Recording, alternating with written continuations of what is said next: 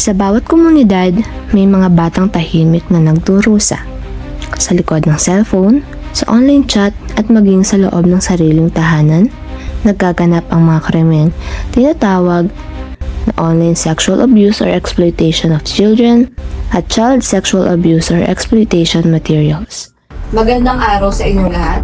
Narito tayo hindi lamang para pag-usapan ng problema, kundi para kumilos. Panahon na para wakasan ang pang-aabusong online at offline. Pakinggan natin ang bawat komunidad. Magandang araw. Sa aming komunidad, ang pinakamatinding kaso ng pang-aabuso ay online grooming. Nagsisimula ito sa simpleng pag-chat hanggang sa unti-unting kinukuha ang loob ng bata.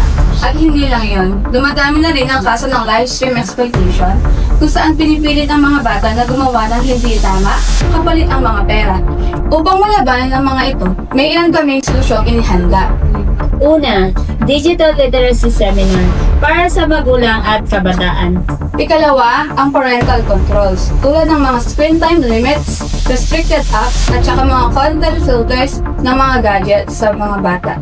Ikatlo, reporting hotlines na madaling makontak sa barangay, LGU o mismong paaralan. Sa aming komunidad naman, ang pinakamalaganap ay peer pressure at coercion. Kadalasang nagsisimula sa simpleng pagbili ng mga picture. At ang mas masakit, kapwa kabataan mismo ang nananakot. Kapag may nakuha silang larawan ng isang minor, ginagamit nila ito pang blackmail o pangkalat sa social media.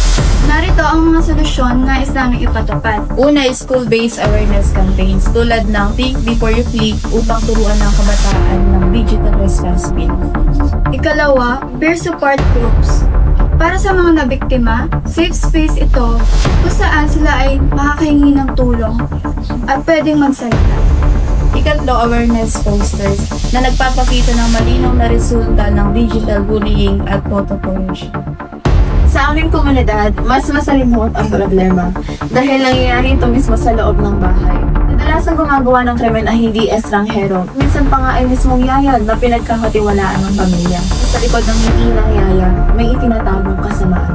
Paano matapos ito? Narito ang mga solusyon mula sa aming komunidad. Ang una ay psychological support at trauma-informed counseling para sa mga survivors. At ang ikalawa naman ay barangay household monitoring.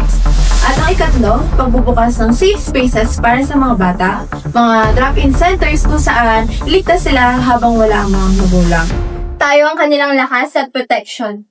Kaya, sabay-sabay nating isigaw, Wakasan! Kaligtasan at karapatan ng bata! Ipaglaban!